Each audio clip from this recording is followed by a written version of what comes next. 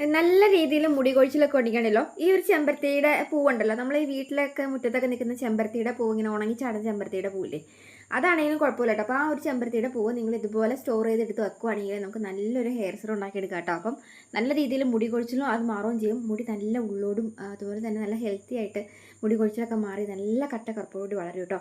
ഇതുപോലെ നിങ്ങൾ hair serum ഉണ്ടാക്കിയിട്ട് നിങ്ങൾക്ക് ഒരുപാട് കുറച്ച് കൂടുതലാണ് ഉണ്ടാക്കുന്നതെങ്കിൽ ഫ്രിഡ്ജിലേക്ക് എടുത്ത് സ്റ്റോർ ചെയ്യുവാണെങ്കിൽ നമുക്ക് ആവശ്യത്തിന് കുറച്ച് വീതം എടുത്തിട്ട് അതൊന്ന് തണുപ്പാറിയതിന് ശേഷം തല കഴുകി കൊടുക്കുകയാണെങ്കിൽ മുടി കൊഴിച്ചിൽ മാറുകയും ചെയ്യും. മുടി വളരാനൊക്കെ ആയിട്ട് നല്ലതാണ് കേട്ടോ. അപ്പം ഇതുപോലെ നിങ്ങൾ ഇപ്പം കുറച്ച് കൂടുതലൊക്കെ ഈ ചെമ്പരത്തിയുടെ പൂവൊക്കെ ചോട്ടിച്ചാടി കിടന്നാൽ ഉണക്കിയെടുത്ത് വയ്ക്കുവാണെങ്കിൽ ഇതുപോലെ സ്റ്റോർ ചെയ്തിട്ട് ആവശ്യത്തിന് ഉണ്ടാക്കിയെടുക്കാം കേട്ടോ.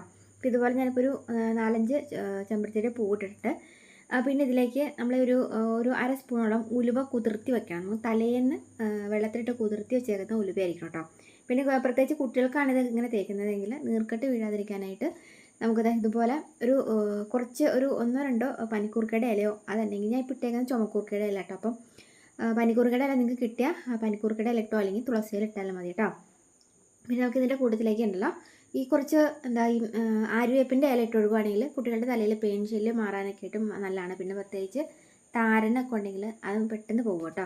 അപ്പം അതും പിന്നെ കുറച്ച് കറിവേപ്പില കേട്ടോ. കറിവേപ്പില ഇട്ട് കൊടുക്കുകയാണെങ്കിൽ മുടി വളരുകയും ചെയ്യും, നല്ല കറുപ്പും തിളക്കവും കിട്ടും. അപ്പോൾ ഇത്രയും കൂടെ കൂടിയിട്ടിട്ട് നന്നായിട്ട് ഒന്ന് വെട്ടി തിളപ്പിക്കട്ടെ. ഒരു 5-10 മിനിറ്റ് നേരം ഇതിൻ്റെ ഈ സത്തൊക്കെ ഒന്ന് ഇളകുന്ന രീതിയിൽ നന്നായിട്ട് ഇതുപോലെ വെട്ടി തിളപ്പിച്ചെടുക്കണം കേട്ടോ.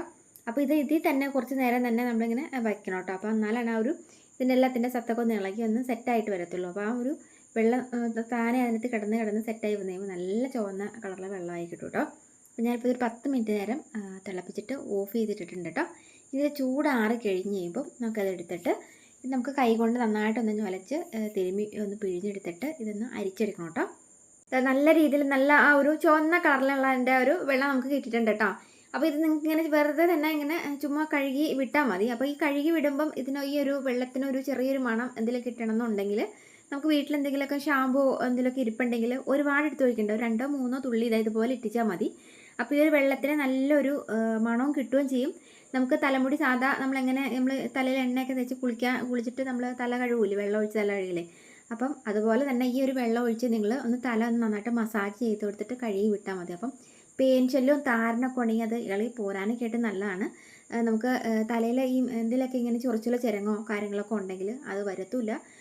നമുക്ക് ഉണ്ടെങ്കിൽ അത് പെട്ടെന്ന് പോവുകയും ചെയ്യും കേട്ടോ. അപ്പം ഇതിങ്ങനെ തേക്കുവാണെങ്കിൽ കുട്ടികൾക്ക് മുടി വളരാനൊക്കെ ആയിട്ട് നല്ലതാണ്. അതല്ലാണ്ട് നമുക്ക് ഈ സ്കൂളിലൊക്കെ ഇപ്പോൾ കുട്ടികൾക്കൊക്കെ ക്ലാസ്സൊക്കെ തുടങ്ങി കഴിഞ്ഞിട്ടുണ്ടെങ്കിൽ നമുക്കിങ്ങനെ എപ്പോഴും തലമുടി ശ്രദ്ധിക്കാതൊക്കെ വന്നാലും തലയിലൊക്കെ പെയിൻ ശല്യമൊക്കെ വരും. അപ്പം ആഴ്ചയിൽ ഒരിക്കലോ അല്ലെങ്കിൽ നിങ്ങൾ 2 ദിവസമൊക്കെ കൂടുമ്പോഴൊക്കെ ആണെങ്കിലും ടൈം കിട്ടുമ്പം ഇതുപോലെ വെള്ളം ഉണ്ടാക്കിയിട്ട് തല കഴുകി വിടും കേട്ടോ. ഇത് നമുക്ക് സ്പ്രേ ചെയ്ത് തലച്ചു കൊടുക്കുന്ന ആളുകളുണ്ട്, ഹെയർ സെറം പോലെ. പക്ഷേ അതിൻ്റെ ആവശ്യമൊന്നുമില്ല. കപ്പിലേക്ക് എടുത്ത് ഒഴിച്ചിട്ട് നമുക്കത് ഒഴിച്ച് കഴുകി വിട്ടാൽ മതി കേട്ടോ. അപ്പോൾ ഒന്ന് ട്രൈ ചെയ്ത് നോക്കേ. അപ്പോൾ നല്ലൊരു വീഡിയോ കാണാതെ.